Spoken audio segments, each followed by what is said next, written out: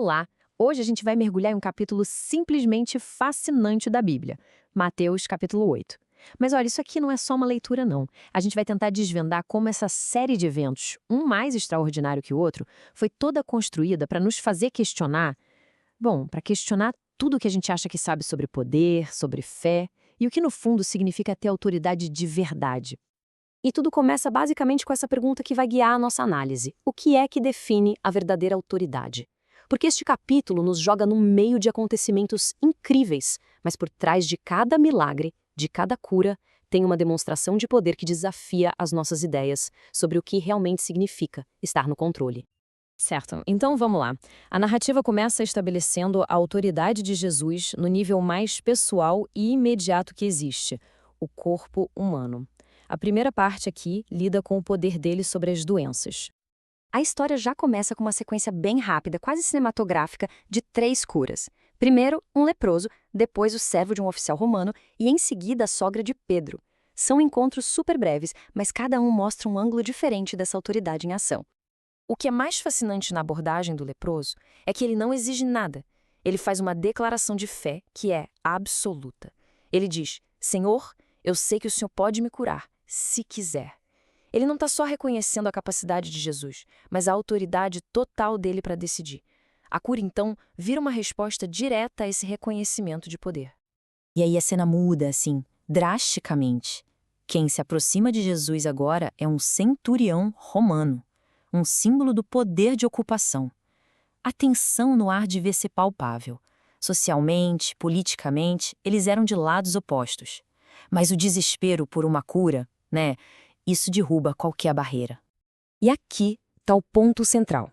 O centurião, um homem que vive e respira a cadeia de comando, entende a autoridade de um jeito que ninguém ali tinha demonstrado até então. Ele compara o poder de Jesus com a própria autoridade militar dele. Ele fala: olha, eu digo a um soldado vá, e ele vai. Basicamente, ele está dizendo: não precisa ir até a minha casa, a sua palavra é suficiente, dê apenas uma ordem.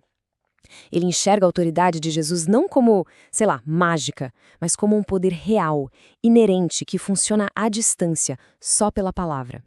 A reação de Jesus é de puro espanto. Ele se vira para a multidão e usa a fé daquele oficial romano, um estrangeiro, um opressor aos olhos de muitos, como o maior exemplo de fé que ele já tinha encontrado. Isso é muito poderoso. A história não é só sobre a cura do servo, é sobre a natureza da fé e como a verdadeira compreensão da autoridade pode vir dos lugares mais inesperados. Bom, agora a narrativa sobe de nível de um jeito impressionante. Depois de estabelecer a autoridade sobre o corpo humano, a história passa a demonstrar poder sobre as forças mais fundamentais do mundo, a natureza e o sobrenatural. A cena é de caos total. Jesus e os discípulos estão num barco e, do nada, uma tempestade violenta surge.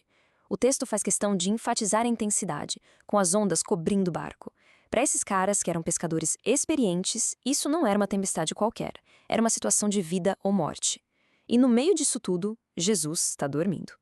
O grito dos discípulos é de pânico puro. Socorro, Senhor, nós vamos morrer.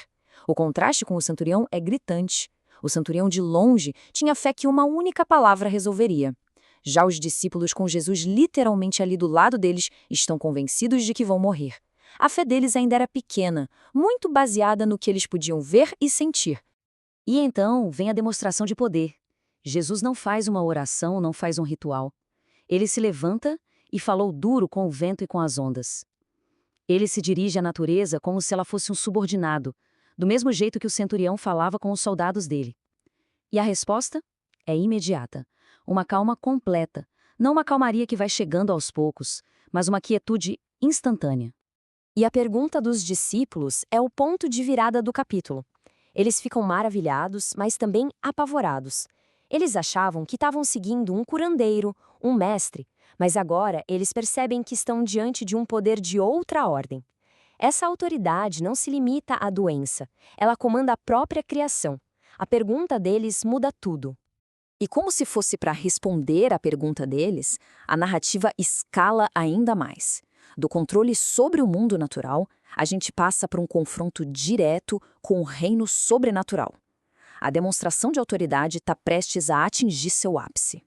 Lá na região de Gadará, Jesus encontra 2 homens descritos como tão violentos que ninguém nem se atrevia a passar por aquele caminho. Mas o mais fascinante aqui é que as entidades que os dominam reconhecem Jesus instantaneamente. Elas gritam: Filho de Deus, o que o Senhor quer de nós? Elas não questionam a identidade ou o poder dele. Elas sabem exatamente quem ele é e se submetem, apenas negociando o destino, pedindo para ir para uma manada de porcos. A autoridade dele no reino espiritual é absoluta e reconhecida na hora. Agora, a narrativa faz uma pausa bem estratégica.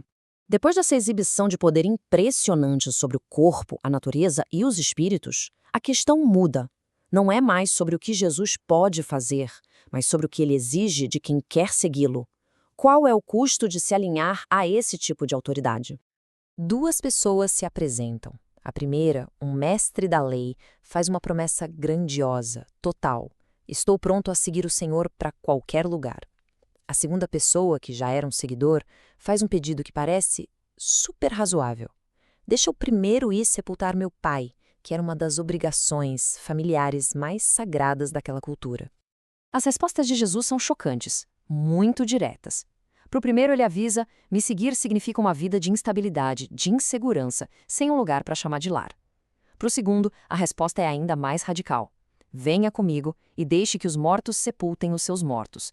Ele está dizendo que a lealdade a ele e a missão dele deve superar até as obrigações familiares mais profundas. Seguir essa autoridade exige uma reordenação completa das prioridades da vida. E isso nos leva à parte final e talvez a mais intrigante de todas: como as pessoas comuns reagem quando são confrontadas com esse nível de poder transformador. A resposta não é bem o que a gente esperaria.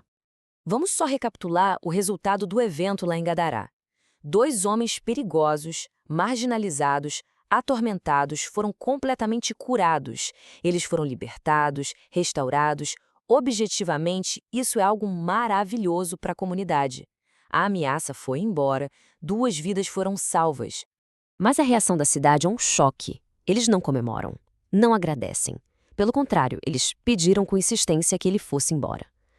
É algo para se pensar. Eles viram um poder que libertou 2 dos seus vizinhos e aterrorizou forças espirituais, e a única reação foi medo. Eles queriam que essa autoridade tão disruptiva, tão imprevisível, simplesmente fosse para bem longe. E assim, o capítulo termina nos deixando com esta pergunta bem incômoda: por que um ato de libertação gerou uma reação de medo? Talvez porque um poder tão grande, mesmo quando usado para o bem, é algo profundamente desestabilizador. Ele perturba a ordem que a gente conhece, desafia o status quo e nos força a encarar realidades que, muitas vezes, preferimos ignorar. E a questão que Mateus 8 nos deixa é: como nós reagimos diante da verdadeira autoridade? Com a fé do centurião, com o medo dos discípulos ou com a rejeição dos moradores da cidade? A resposta, no fim, revela muito sobre nós mesmos.